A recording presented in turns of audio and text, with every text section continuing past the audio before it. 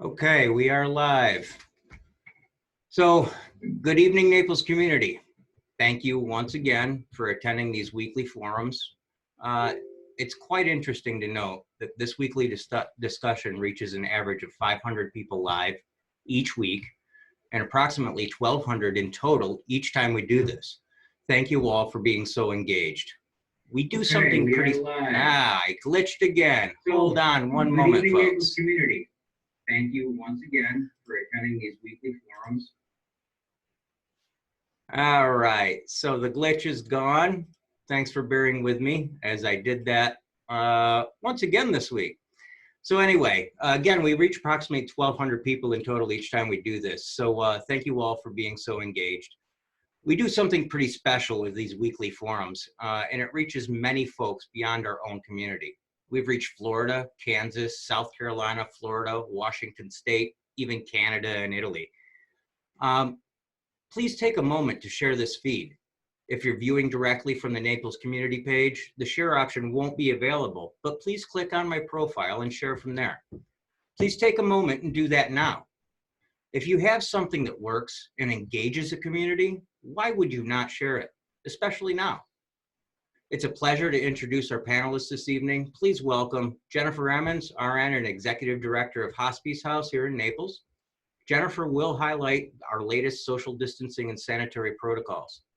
Also, please join me in welcoming Tom Salvisky. Tom and his family recently purchased the historic Naples Hotel, and he's here to share the highlights of the Salvisky family vision for this anchoring gathering place for so many of us and our visitors once we return to some semblance of normal. I'd like to begin by acknowledging the fact that we are so engaged as a community. By and large, people are truly understanding of the implications and impacts of COVID-19, both at the local and state level. As a community, we're listening and understanding the need to follow recommended protocols. Again, the situation is not about the individual. It is about the entire community. I, me, and my really have little place in this conversation. It is truly about us as a collective. Let's be frank about the situation.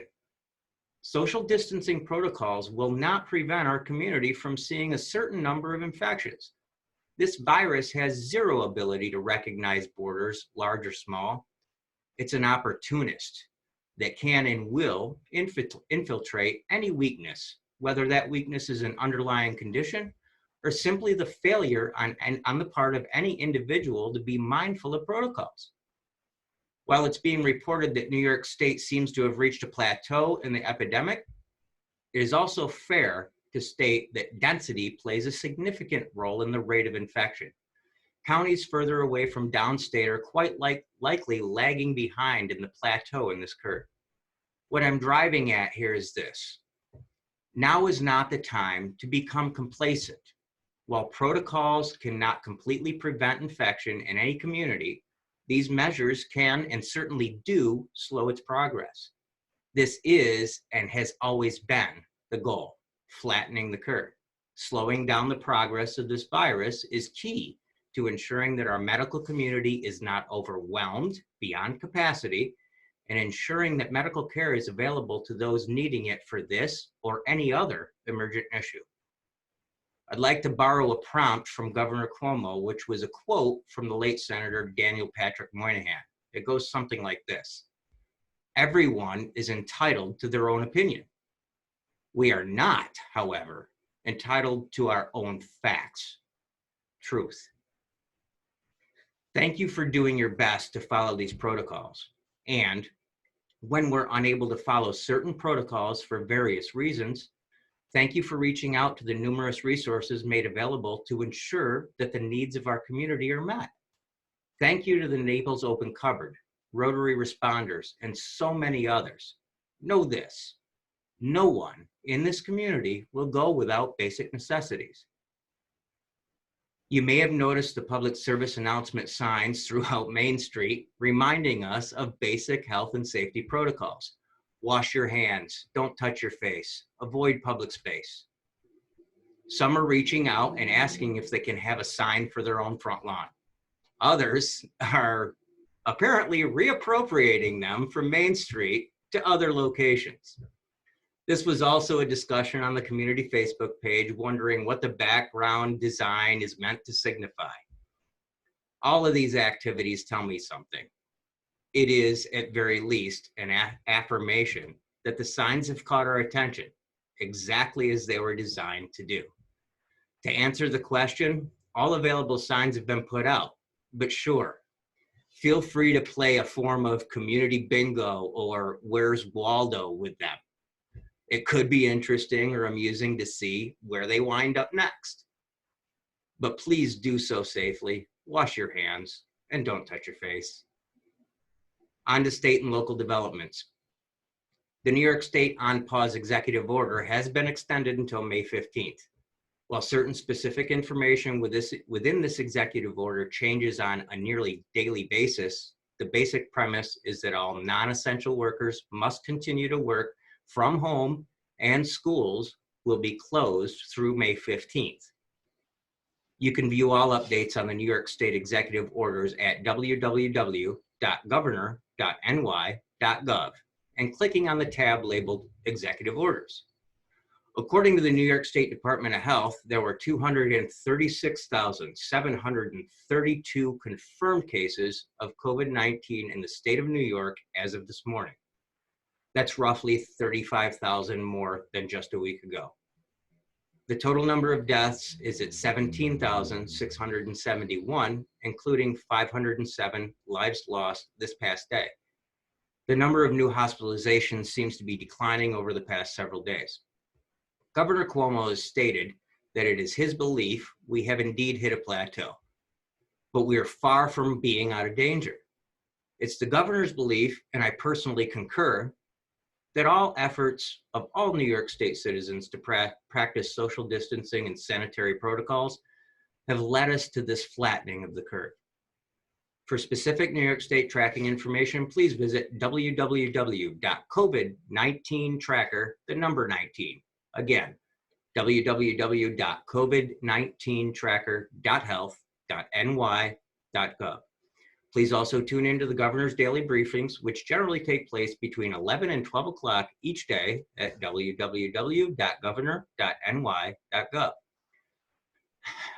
As of 3:30 p.m. today, Ontario County Public Health is reporting 81 confirmed cases, 9 hospitalized, 112 people in isolation or quarantine, and sadly, 4 lives lost. Ontario County now reports the number of positive cases in each specific town and village. To view this information, please see www.co.ny.us/101/public-health. I know it's long. You can go into rewind after this live feed is complete. I'd like to offer a statement with regard to this information, though. If you knew that your neighbor, the person down the street, or the family 2 blocks over has tested positive for COVID-19, what would you do differently? What precautions would you take that you're not already taking?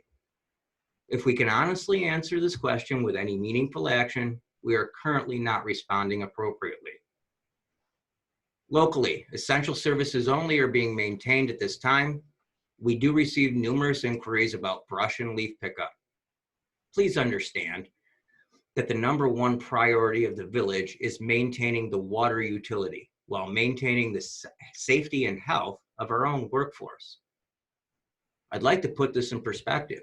The water utility requires maintenance 365 days per year by licensed operators to provide clean and safe water to our residents. It's imperative that we minimize the possibility of infection among our crew. If even one person becomes infected, the possibility of infecting the entire crew increases dramatically and endangers the well-being of our village workforce and the viability of the most important resource in our community. Neither of those issues is an option. Please take a moment to thank our very small but dedicated and knowledgeable crew here in the village, Joel, Leon, Kyle, and Ryan, and of course, their supervisor, David. I'd also like to acknowledge the administrative staff here in the village, Megan, our village clerk and treasurer, and Vicki, our deputy clerk. Without the efforts of all of these dedicated individuals, we would not be able to function. The same sentiment goes out to the town crew, the administrative staff for the town, our first responders, as well as everyone else in our surrounding communities in similar roles. Thank you for everything you do each and every day. All services will resume as soon as it's deemed safe and responsible to do so. Village and town buildings remain closed to public traffic until further notice. Contact information for specific departments is posted on all doors. If you require assistance, please use the following contact information. Town clerk, email, Joanne, Joanne, @naplesny.us. Phone number 585-374-2111.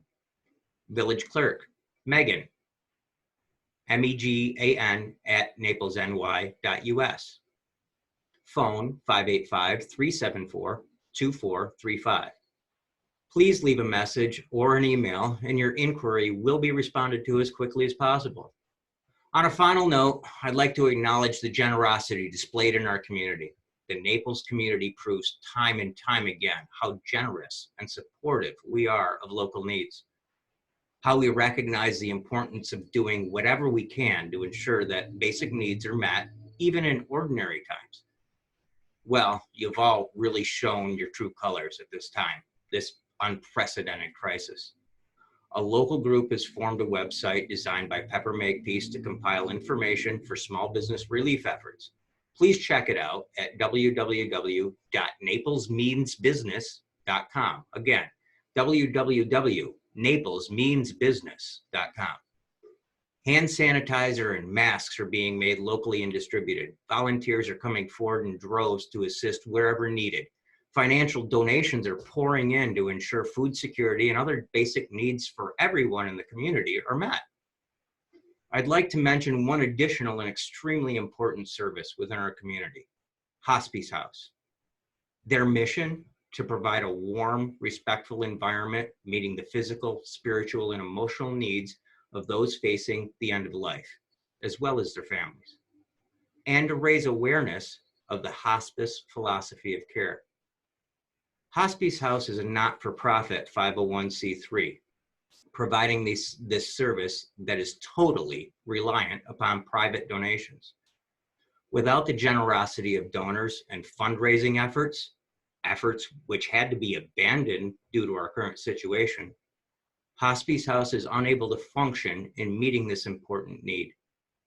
For those able to do so in this difficult time, please consider making a financial contribution to Hospice House, P.O. Box 343, Naples, New York, 14512. Alternatively, you can make a secure contribution through their website at www.hospicehouse.org. Again, www.hospicehouse.org. Please consider ensuring that Hospice House remains in the Naples community. They're so valued here. With that said, I'd like to move on to our first panelist of the evening, Jennifer Emmons, RN and Executive Director of Hospice House. For those unaware, the Hospice House organization has generously donated their registered nurse to the front lines in this war on COVID-19. Jennifer is joining us this evening from Saddle River, New Jersey, right on the New York border and within minutes of New York City. First of all, I'd like to thank Ms. Emmons for her sacrifice of self and her willingness to assist when called upon to the areas of most critical need. She, along with so many others, have answered this call. Thank you for what you're doing, Jennifer. And how are things on the front lines of the border of New Jersey and New York? Well, it was beautiful here today. The sun was shining. It was, above 60 degrees. I just got here within the last couple of days, so I really haven't ventured out much. I did venture to a grocery store today. I will say that everybody here is masked, and that is wonderful to see. They were a little bit ahead of where we are in upstate New York as far as having that, be a law.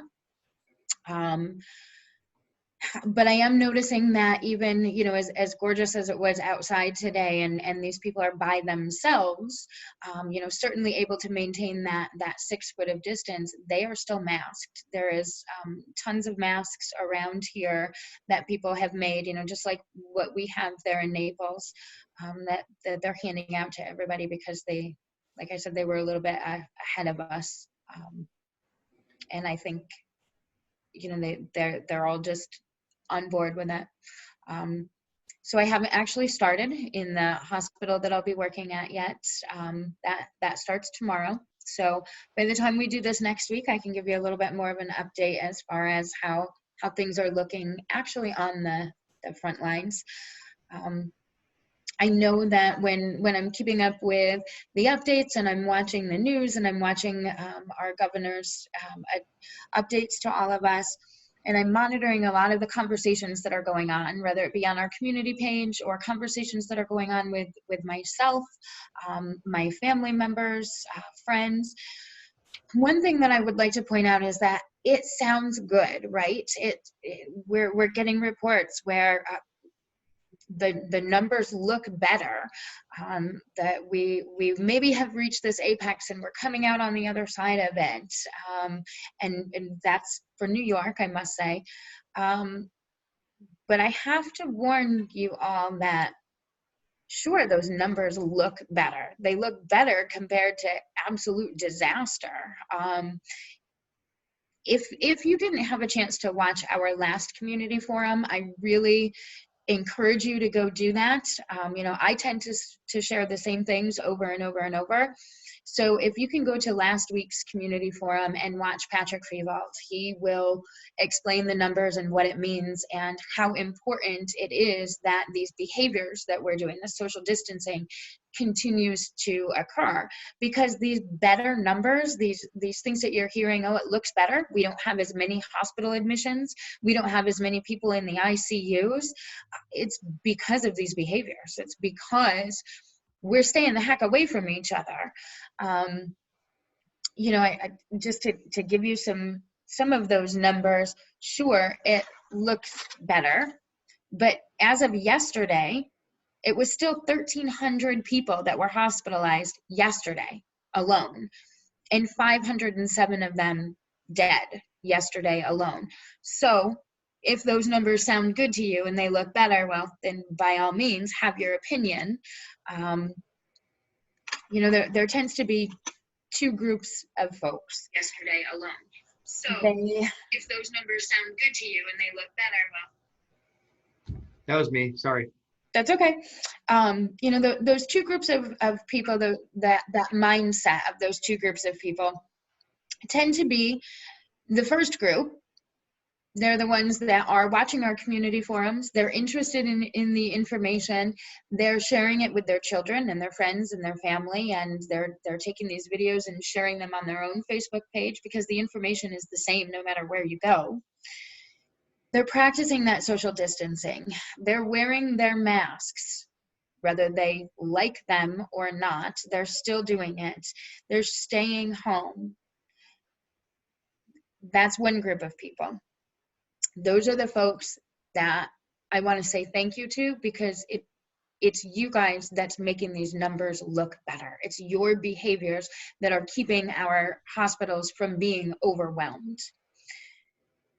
The other group of people, the other mindset, and I'm just going to go over some of the conversations that people have sent to me in private messages, because if there's 1 or 2 people asking me these things or having these conversations, I am going to assume that there's a lot more out there. I've had people tell me that they think they're being lied to.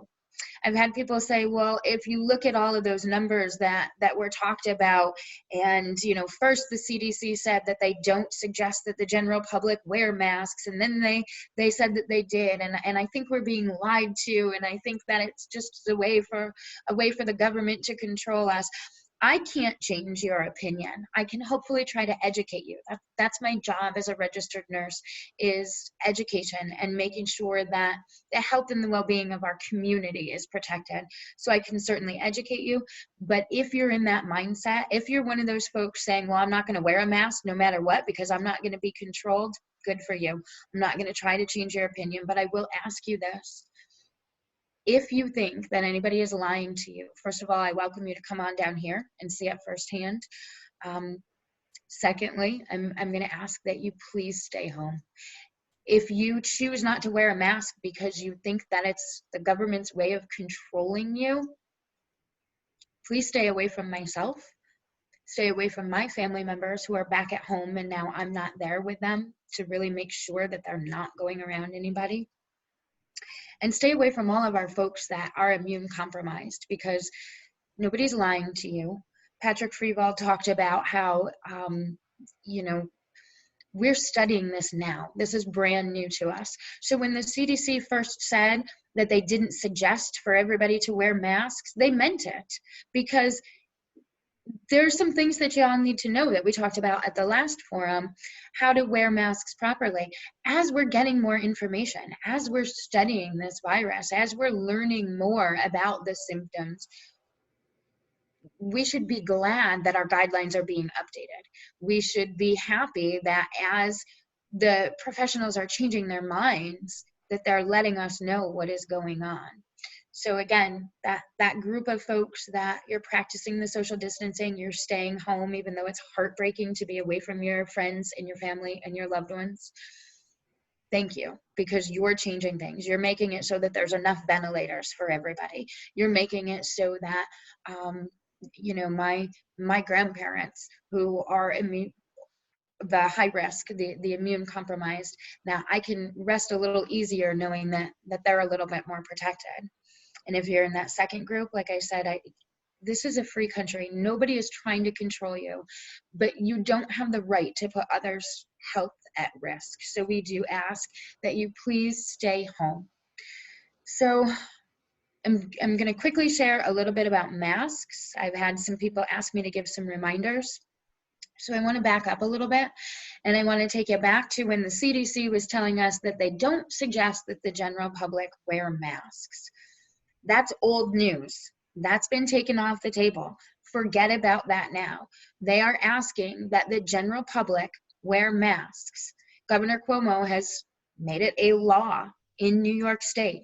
If you're out in public and you cannot practice that social distancing, meaning you're going to go into a public space that you can't maintain your distance from somebody, it is a law. You must wear a face mask. I've had people say, well, but it's those homemade face masks.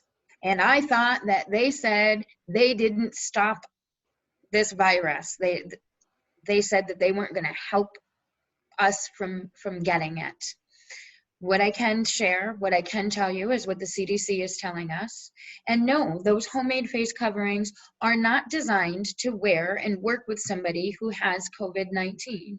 What they're designed to do is, if you are sick, remember, you probably have no idea that you're sick, especially in the beginning. Those homemade face masks are designed to keep your own junk to yourself. It's designed to stop you from spreading it in our public spaces. It's designed to stop you, or at least slow it down, from sending your germs over to the person standing behind you in the grocery store line that you may not know has a whole lot of other underlying health concerns, or maybe they live with somebody who has underlying health concerns. And if you weren't wearing a mask and you didn't know that you had this disease, you're really putting everybody at great risk. So those are the reasons that you're being asked to wear masks. If we lived in a perfect world, and if everybody walked around wearing a mask, you would see that we're not going to see the numbers like 1,300 people hospitalized yesterday and 507 or 504, whatever that number was I just gave you, dead. remember last week's community forum, we talked about the really important things about putting those masks on, taking them off. I did have a message here from somebody that said, I read something on Facebook that said masks can make us more sick. Well, by all means, everything we read on Facebook is absolutely true, right? If you're going to share something on Facebook, I am going to ask from the bottom of my heart that you do your research first, that you make sure that you're sharing factual information. I have fallen victim to this myself. I have shared things on Facebook that when I go back later and I do the research, I find that it was not always accurate. But when we're speculating on the maybes, you know, when we're sharing our opinions or somebody else's opinion versus what is actual facts, that's what tends to spark these further conversations within our community, on our community page, that tend to go down the wrong path. And that doesn't do anybody any good. Remember, we're in this together. So if one of my children happened to be on the community page and they read something that was an opinion, and they didn't know that, and they took it for fact, and then they tell 1, 2, 10, 20 other people, that is how these rumors continue to be spread. So can wearing a face mask make us sicker? Sure, if you're gonna contaminate it and not have clean hands and not keep it clean, and if you're touching everything in your environment and then touching the inside of that face mask, and then you're putting it on your face and potentially taking this virus and putting it the one and only place that it can hurt you, which is in your respiratory system. So remember to make sure that you have clean hands, that you've either hand sanitized with something that is at least a 70, I'm going to go out on a limb and say at this point 75% alcohol hand sanitizer. The key to that, remember, is that you are wetting your hands totally and that you're rubbing them until they're dry, getting in between your fingertips, your thumbs, and up to your wrists. If you don't have access to hand sanitizer, great, use soap and water. That's really the number one thing that destroys this virus. Make sure that you're washing your hands with plenty of soap, getting plenty of suds, and that you're washing them for at least 20 seconds in the same way that I just spoke about sanitizing them. Once you wash your hands and you're sure that there's no virus on them, that's when you put your masks on, your clean masks. How are you going to clean these masks? Put them in the washer and the dryer. Laundry soap, dish soap destroys this virus with the friction and the suds. So make sure that they're clean masks. If you're out in public spaces with your masks and, you know, let's face it, these masks aren't comfortable. Yeah, your glasses get fogged up. Yes, it's hard to breathe. It's Murphy's Law. The minute you get into a public space and you put on a mask, your eyes itch and your nose itches and you need to touch your face. So if you're out in a public space and you have this mask on, remember, just like your hands, anything in a public space, your environment, is then what we're considering dirty or contaminated. Use the word infected if it makes you take this more seriously, because we can't see this. We're fighting an invisible beast. Once you've gone out in public with this mask on, don't get into your car, take your mask off with your dirty hands, touch the inside of it, throw it on the seat of your car. You have to slow down. You have to stop, you have to take a breath, and you have to plan out your next move to keep everything clean. Remember to wash those hands before you take that mask off as well.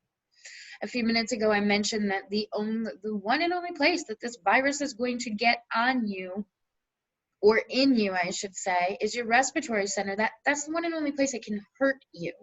So we have to assume that every time we go out and we are around people, we're around public spaces where we're touching things, where we know this virus is viable on surfaces for a couple of hours up to a couple of days. If we're out and we're touching these things, you have to behave like you are infected.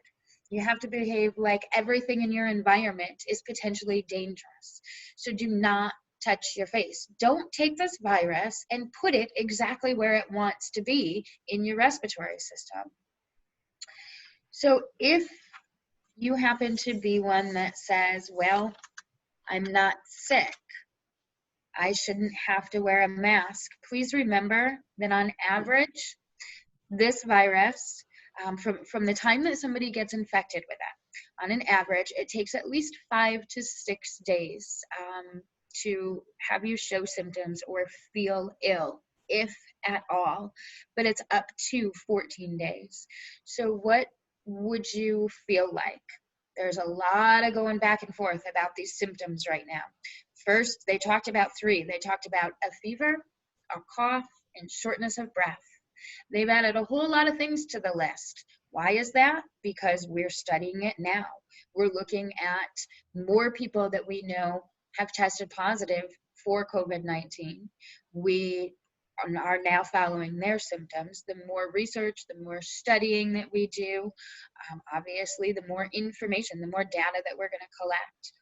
So the common symptoms at this point are fever.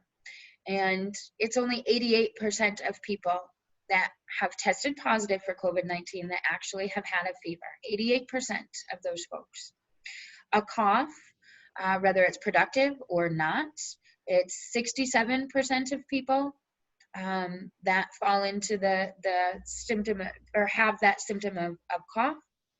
And tiredness. These are the top 3 common symptoms that, as they're being listed now. That tiredness, that extreme fatigue, is only 38% of people. They've taken shortness of breath and they've taken it away from that common symptom category. The folks with shortness of breath are only 18% of people. Those are the folks that tend to have a more severe symptoms. Some of those less common symptoms, nasal congestion or a runny nose, that's 5% of people that have COVID-19. I've seen some people talk about joint pain. Sure, maybe it's in your joints. It's actually just general aches and pains. Just that body ache that you feel when you're getting sick. That's only 14% of people. Sore throat is 14% of people, and some nausea or vomiting, those GI symptoms, are 5% of people. So those are those less common symptoms. So as these things are changing, how the heck do you know if you're sick or you're not? You don't. How do you know if you're sick with COVID-19, or if you have a flu or a common cold, or if you just have allergies, because it's that time of the year as well? You don't know. How do you know if you're asymptomatic? Again, asymptomatic means you don't have any symptoms. So all those percentages that I just gave you of fever, cough, tiredness, another interesting number is 25% of the folks that have tested positive have 0 symptoms at all. 25% of them are asymptomatic. Those are the folks that are out there feeling fine, saying, yeah, I feel fine. I don't have any symptoms. I'm just going to run into the grocery store. 25% is a large number. Patrick talked about how, one shift in either direction makes a huge difference. These are the reasons that they're now asking the general public to wear a mask when you're out and you cannot maintain that social distancing. If you're going to go outside for a run, for a hike, to get some exercise, no, you don't have to wear a mask. Please bring one with you, because you never know when you're going to happen upon a group of people and you may not be able to practice that social distancing. There is a group of folks that can't wear a mask. If you're one that can't wear a mask, maybe you have asthma, maybe you have some other respiratory issues, maybe you have some anxiety, maybe you're claustrophobic. We understand that. We're not saying that you must wear a mask if you can't for other underlying health conditions. But if you're one of those folks, we're going to ask you to do the same thing, and it's stay home. Don't go into public spaces. Number one, because you have underlying health conditions and you shouldn't be out there anyways. And number two, because you may be that in that 25% of these testing positive folks that are asymptomatic. So if you're one that cannot wear a mask, we ask that you identify somebody within your community that would be able to go out for you and get the essential things that you need. Again, we have those Rotary responders in our Naples community. So they're a great group, a great resource for you to reach out to. The other thing that I'd like to touch on is that this is a lot for any public health system, for any one physician's office, for anybody to man and deal with. It takes an army of folks to be able to make sure that all of these pieces of the puzzle, so to speak, are being put together. If you happen to have these mild symptoms, if they're not severe, if you're not having this shortness of breath, we are still asking you to stay home because you can most likely recover at home. We still need for you to contact your primary care physician and let them know. And make sure that your primary care physician is in turn then going to contact public health. And to be on the safe side, you can contact public health as well, because that's how we are doing this contact tracing. That's how we are tracking these. That's how we're making sure that we don't have widespread community spread. Because if I happen to have these symptoms and I'm what we're calling an assumed positive, because I can't go get tested, I don't meet the criteria for going and being tested, and a lot of us don't. So again, remember these numbers that are looking better, where we're getting this data is directly from the tests. A lot of us will not meet that criteria, therefore we're not being tested. So those numbers might look better, but how many of us are at home recovering from this, doing quite well, but they're not reported? So you don't see that information. So if you happen to be one that is, at home, maybe you think you have COVID-19 or you're not sure, call your doctor. Stay home where you belong unless you're having severe symptoms. And also touch base with your county health. Let them know that you're an assumed case. Not only is that going to help the rest of the community, but it's also going to help you, because county health is going to be, public health is going to be able to give you your next set of instructions. And they also are going to be able to reach out to you and connect you with resources that will most likely be helpful to you. That's about all I have until there are questions. Awesome. So, Well, thank you, Jennifer. And again, thank you for offering your services where they're most needed, on the front lines, right at the border of New Jersey and New York. I'm sure they appreciate it down there. And I, for one, appreciate the fact that you were willing to do that. thank you. We do have a question. Rose, I saw your question. We will get to that right near the end. And I've written it down so I won't forget. But I would at this time like to introduce Tom Silvisky, and he's the new owner of the Naples Hotel, the Silvisky family is. And he's here to give us some highlights, introduce himself on camera, in our anticipation of the reopening of this historic Naples Hotel. And Tom, thank you so much for joining us this evening. How are you today? I'm super. Thank you very much, Mayor Shank, for the invitation. I think that I've been auditing these meetings for the last few weeks, and I think they're an extremely effective, unique way to bring people together, and I applaud you for that. It was around January, first week of January, actually. My wife sends me text messages with different property listings that she tends to find out there, and we had just wrapped up another project in Wayne County. And we decided to kick the tires on Naples. Both of us were regular tourists, if you will. We live outside of Rochester, but we would make our daily and weekend trips down, whether it's for donuts or for whatever, and spend some time down in town and like it, quite a bit. So in January, we decided to make a run at the Naples Hotel, not knowing where it would be today. Fast forward 4 months, it was our full intention when we picked up the property to pretty rapidly move into opening it up, kind of as it was, with our own flavors and whatnot. The hotel, the bars, the restaurant. Obviously, that is not a reality today where we're at, but it will open. The date is a moving target. There's a lot of variables that nobody knows. When are hospitality venues going to be opened again? Restaurants? What are they going to do with occupancy levels? They're going to be spacing requirements. So there's all kinds of questions that really nobody has a crystal ball or nobody knows what's coming down the pike. But it will open. Things will be hopefully go back to semi-normal over time here.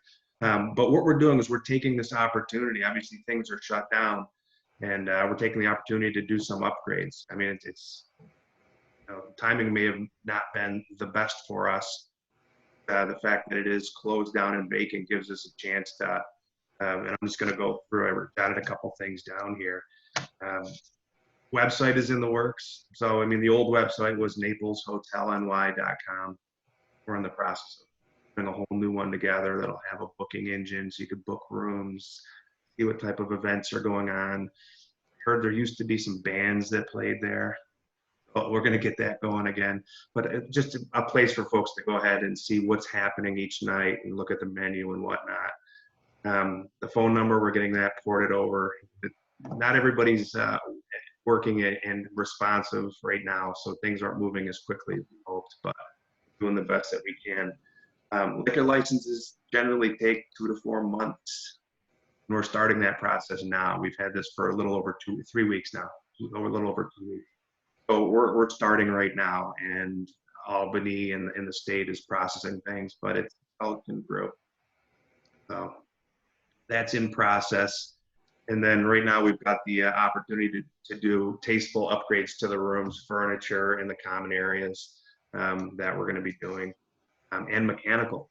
I mean, the plumbing system, a lot of it is original. So we're going to be cutting out some of the old galvanized pipe and replacing it with new so that water to go around. Anything that we can do now. The first thing we're going to be able to open is going to be the hotel portion. So that's kind of a priority. That's why we're taking care of the rooms and whatnot. And then once the hospitality and restaurant and food service things play out, we're going to be kind of get our hands around that as well. But other things that you'll probably see is we've got a new logo just because we thought it needed to be refreshed, and I'm going to kind of introduce it today for everybody that's watching. Nice. Class it up. One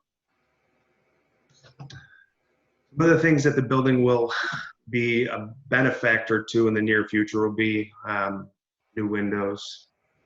I mean, it's got original windows, which, you know, are drafty and it costs to heat the building. It's significant expense, so we'll bring that down by doing some window replacement. I'd really like to see that lower gazebo that's on the north side of the property in the alley there next to the bank. That lower area would be a phenomenal spot to actually enjoy outdoor seating at least 3 seasons a year. And it's closed up now and filled with as a storage place. And then going through and starting to engineer a permanent covered patio area for the alleyway on the south side of the property that would let light through, but all year long, you know, it would be a covered area for folks to sit. And I think that's going to be important, especially as we roll out of this phase of you know, into the new phase of society where, you know, maybe we'll continue social distancing to some regard. We're not going to want to be cooped up inside of a bar. Utilize the front porch and the outside spaces that we have, and it's great. With that, I appreciate the opportunity to introduce myself. I put my email address on my picture there. So I'd love to, you know, the town, a lot of people have reached out to me, people that have worked there, people that have owned the property, people that have got phenomenal stories that where their grandmother was actually born in the property or whatnot. And it just blows my mind. I love hearing from folks. We're going to be looking for, you know, either a JV partner or a general manager that's going to basically help run the operation. My wife and I have 3 small children, so we're not going to be closing the bar every night. So we're going to need some of those folks to come into the fold, and we're looking to meet those folks. So my contact information, Tom at Tom Properties, is there. I invite people to email me. Also reach out through the Facebook page, Naples Hotel Facebook page. I get those emails, and a lot of people have reached out, and I haven't responded to everybody. It's not because I'm blowing you off. It's just things have just gotten deep in the inbox, and I will circle back to each person that has written to us, and I appreciate it. All right. Thank you, Tom. I want you to know, if you're not monitoring the live feed, you've got a plethora of welcome to the community messages Oh, great. that people have posted, and a whole bunch of hearts. You seem to be a heartthrob here in the community. They're flying all over the place. So Thank you. that's awesome. I want to circle back to a question that was posted earlier, and for the community, please, if you have questions for either me, Jennifer, or Tom, now's the time to go ahead and post them in the comment line at the bottom of the feed. A little earlier on, Rose had sent a message, and she wanted to know about the availability of antibody testing. I got an update on that this morning, but Jennifer, are you aware of the update on the antibody testing availability? I am. So that so the antibody testing has been approved by the FDA. So we are very excited about that. Remember that this antibody testing that we're going to be able to do is where our real true information is going to come from. So when is that going to start? I wouldn't be surprised if we don't see it starting tomorrow even. But between this week and next week, I've got some unofficial information sitting in front of me that it looks like tomorrow they're going to be starting that. Now, what does that mean for us as a general public? No, you can't run out to your doctor's office and say, hey, I think I had this, and can you test me for the antibodies? They're going to be looking at the different populations of folks, and they're going to kind of do their own choosing. So no, not everybody can run right out and get antibody testing. So we'll just kind of have to wait to see how they're going to roll that out. I don't really have that information yet, but it's FDA approved. It's starting probably tomorrow at the earliest, by midweek at the very latest. And like I said, that's where we're going to get this real true information. We're going to be able to collect some of this real true data. So that's exciting information. Yeah, and I did get an update late today from the governor's office that basically said the same thing, Jennifer.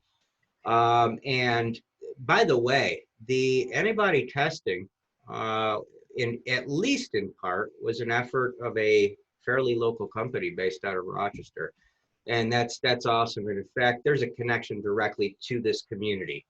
Somebody I was that going to say, Lisa Sprague works for that company, correct? Yeah, That's so thank correct. you, Lisa, and your team, because that's fantastic. We're, in New York State, we're ahead of the game when it comes to that antibody testing, ahead of most of the country, quite honestly. So yeah, that's awesome. And the governor did preface the availability of antibody testing on the notion that this is all part of getting us back to some semblance of normal. And how do we do that? And it has to be a coordinated and thoughtful approach. And this not only encompasses testing for COVID-19, but for the antibodies to help safely get people back into the workplace. So target areas will be sampled, and the plan is to go throughout the state. But and I subscribe to this notion, because you don't know what your situation is until you have a very large test group, thousands of people, right? And then you can determine what percentage of the population is either A, infected at present, or B, had previously been infected and has the antibodies. It appears to be um, non-contagious, if you will, or not susceptible to being reinfected. That's a different discussion. The reinfection is an unknown, but it's pretty well documented that those situations, if there's anecdotal evidence that it could occur, but it's pretty well documented that once you've had this virus, you have built immunity. And that's how viruses work. Jennifer, I think you can speak to that. I can now, that, again, because of the license that I hold, I have to be very careful about making sure that I'm always sharing very factual information, that I'm sharing evidence-based information. And so when we're dealing with something that's brand new, sometimes, I'm reading the different studies, I am keeping up on the information, but until I can really very comfortably tell you as a community something, I tend to err on the side of caution. So that discussion came up last week. I do have enough information from the sources that I need to be able to say now comfortably it was most likely errors in reporting. People, didn't actually have this virus. Again, like Patrick mentioned last week, that would be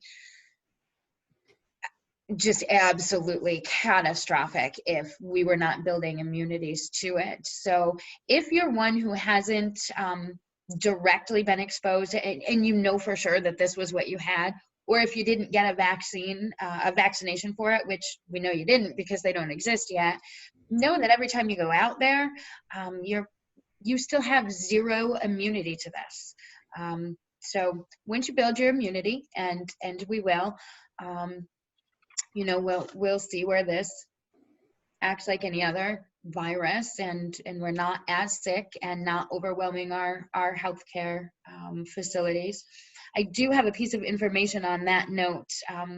Now, I was taking part in some of the orientation things, stuff for working on the front lines down here, and interestingly enough, on one of our video chats that we were taking part in, there was a pediatrician that shared some information, and this is for the New York City area. Again, it's coming our way back at home in Naples. 80 to 90% of children that are currently sick, so not 80 to 90% total, 80 to 90% of children that are currently sick, they're saying actually have COVID-19. And guess what they're doing? They're feeling pretty good. They might have a bit of a runny nose. They might have a sore throat. They're your kid, that they're sick, so you're taking them to the doctor. That's where they're getting these numbers. But at the same time, what they're doing while they're sick is they're running around and they're spreading their germs to you and anybody else that you take them around. Kids tend to fare really well. Kids tend to do great.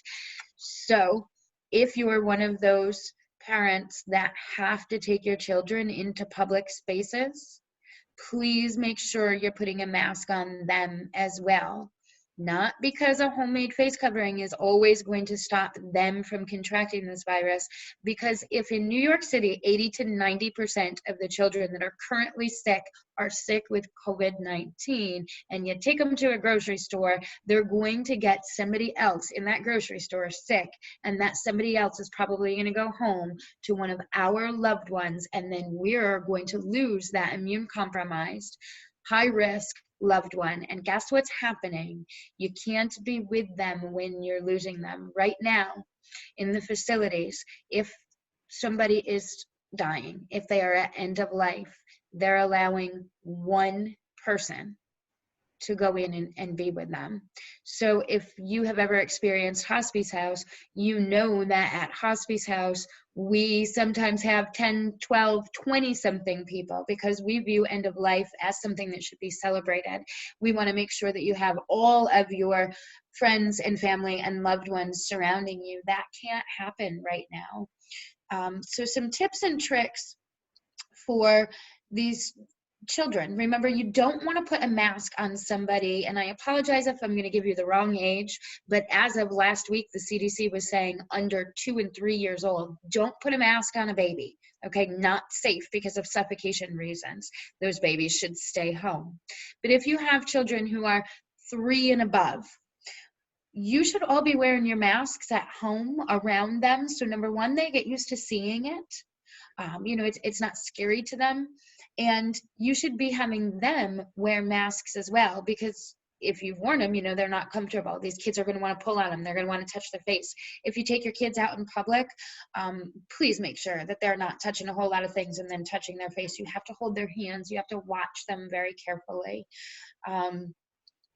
Make sure that they're wearing these masks around the house and they're getting used to them. So that way, if they do have to go out in public, they are wearing them properly and they're not forever touching at their face. You don't want them to get sick. All right. There was another question, and I'm monitoring a couple of different feeds here, and I don't catch them all on one share. So Renee just asked, Jennifer, can you remind people that you don't have to search for antibacterial soap? Any soap works. Can you? She's asked you to remind people of that. Absolutely. Number one, think about that word, antibacterial. This is not a bacteria. This is a virus. They are two very, very different things.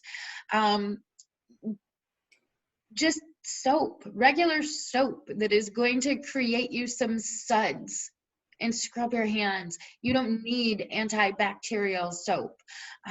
You don't need a pump bottle of soap. You don't need hand sanitizer.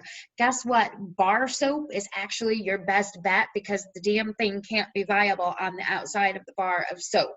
So Renee's got lots of bar soap and has the whole time. It was really interesting when everything was flying off the shelves in the beginning of this, that she had a whole shelf full of bar soap still, and she had actually called me and said, what's with the bar soap? Does it not work? It works better, because if you think about a pump bottle of soap, you've got your dirty, infected hands and you've touched that pump.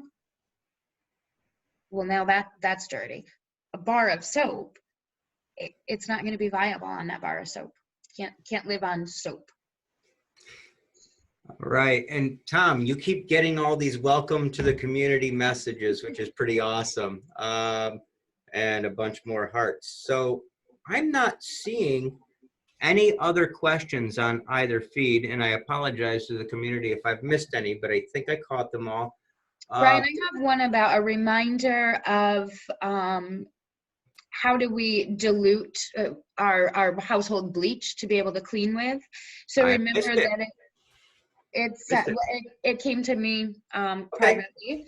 So 5 tablespoons, so 1/3 of a cup of household bleach per gallon of water.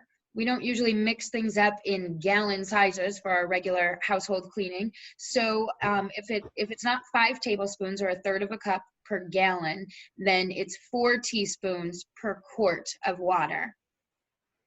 And please don't drink it.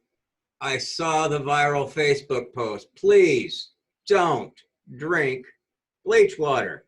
I missed about that. the same thing as eating a Tide Pod. Please don't do that.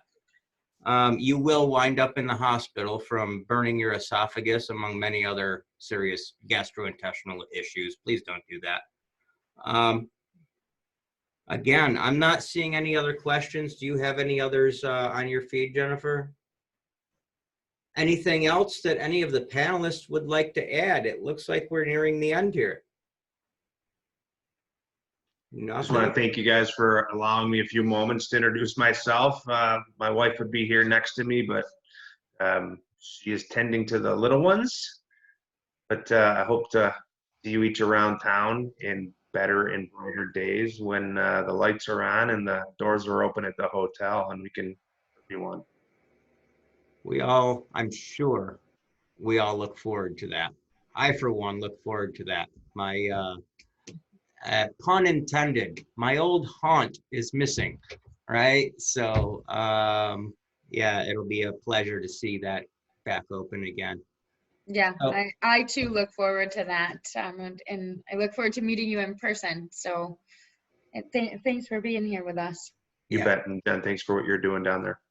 Yeah, thank you. And I'm going to say it like I always do. And I really honestly hope people are sick of hearing it, because if you are, it's getting in your head, and I've served that purpose. Wash your hands. Don't touch your face. Avoid public space. Thank you, everybody. We're signing out. Have a good evening. Stay safe. Take care of yourselves. Look after your neighbors. Thank you.